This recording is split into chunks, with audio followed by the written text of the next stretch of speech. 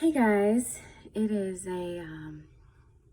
been a rainy Sunday, and I've just been sitting here hanging out with my pup, who is currently asleep. Neil had to go to work because he had some flooding in Clarksville, so it was an emergent issue that he had to deal with. So I've just been hanging out, and I was sitting here thinking that there's just some stuff I needed to talk about. And I think I needed to talk about it not only for myself, but maybe for some other people that needed to hear it. Yesterday was World Mental Health Day, and I think that's a very important day.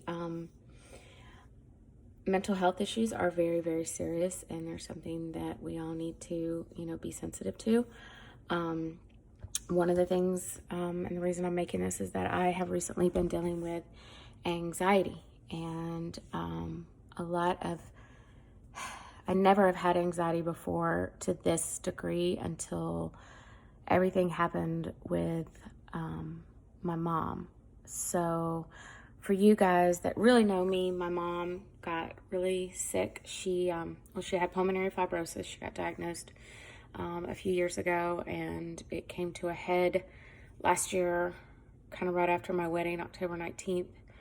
And she got really sick, and she went on hospice, and she was at hospice for 3 months, and then she passed away. It was a very, very, very hard time. I lost my dad in 2010, and I literally thought nothing could ever hurt that bad. And then I went through watching my mother suffer, and then watching my mother pass away, and it hurt even more. It's like I've seen both of my parents literally pass away, and that's just, it's not something, that any child wants to see. It's not something you want to be part of. While it's also kind of a beautiful moment to be able to be there and know that they weren't alone, it still is like really, really hard. So Dad happened really fast. He had brain tumors, and we just didn't know. He'd been sick with cirrhosis of the liver for a while, but we didn't know about the tumors until it kind of all came to a head. So that happened really fast. I didn't have much anxiety after him. But Mom was slow.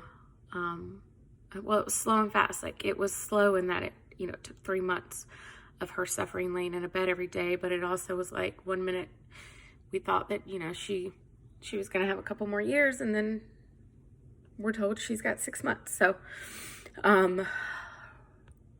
losing your parents, it is awful. It is the most painful thing ever. And while April and I kind of say all the time, like, okay, well, now we've done it. We've faced that challenge and it's over. The longing and the missing and the depression and the sadness and the wanting them, like, it's so much longer than people that lose their parents in their 50s and 60s and 70s. And that's not saying that, anybody that loses their parents when they're older, has less pain than I do. I'm just saying it's, when you lose your parents at a young age, it's a lot of life you have to live without them, and you still miss them. Like, I still miss my dad every day. I still every time something great happens, like my wedding or anything else, like I want to be able to call him. I want him there. I still want to talk to my mom every day. I still want to vent to her. I still want to laugh with her. I want to ask her advice. I want to call her and ask her the stupid question that I asked her a million times, which is, how much water do you put in the pot roast? So it's just like not having him, just not. You feel like you're an orphan, like you do. I'm so grateful for my sister. Thank God we have each other. But there's like this club, this club of when you lose your parents, and it's the suckiest club ever to be a part of. It really, really is. So anyways, why am I talking about all this? Because World Mental Health Day was yesterday, and one of the things that I have started to deal with is anxiety. And I've never really ever, like I said, had anxiety to this degree until I went through all that stuff with Mom. And every day was anxiety with Mom. It was are her nurses going to show up? You know, are her nurses going to be taking care of her? Did they do what they're supposed to? Is she in pain? Is she hurting? Is her caretaker okay? Is it my weekend to take care of her? What's going to happen? What if something horrible happens? What if she, you know, what if she can't breathe while I'm there alone? What am I going to do? You know, it's just like every day, like anxiety. And there was nights I didn't sleep and days I didn't eat. And then there were days where they were like, okay, it's probably going to happen today. And then it wouldn't. And then it was the next day. And it was like all these ups and downs that we went back and forth with her. And it was just constant anxiety. And so when she passed away, I'm going to be honest, there was relief. There was relief because she wasn't suffering anymore. But there was also like this horrendous amount of emptiness, just like, I can't even explain it. I can't say it, but it's just like she's not, it was like a denial. I think I really was in denial. Like I was there when she took her last breath, but it's like, no, she's still here. She's not gone. She's not. Anyway, so once she passed, you know, I honestly in my head thought, okay, well, this anxiety stuff's going to go, and it hasn't. I'm still having anxiety, and I have anxiety over stupid things, and I have anxiety over kind of intense things, but it literally feels like I'm having a heart attack, and I can't control it, and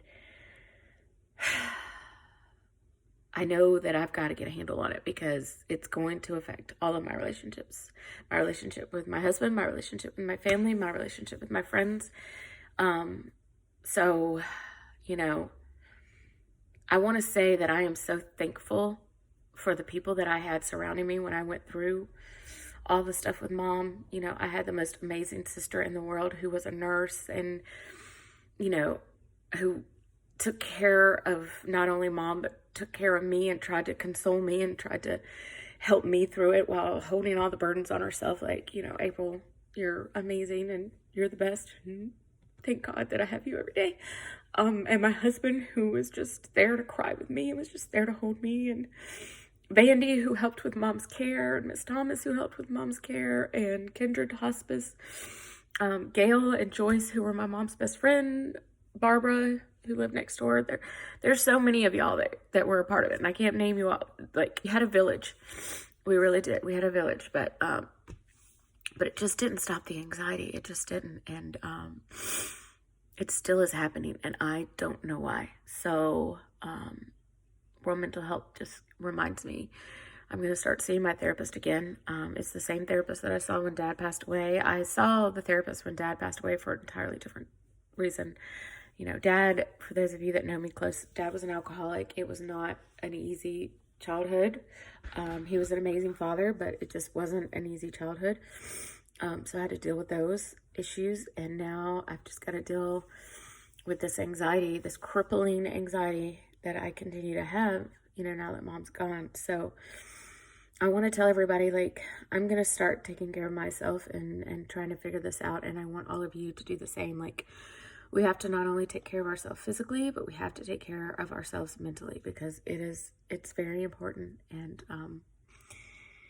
I love you guys, and I don't know that I'm going to make like any more videos like this, but I just wanted to talk about this because it's something I think I need to hold myself accountable for, and also it's a little therapeutic to me. So thanks guys for listening.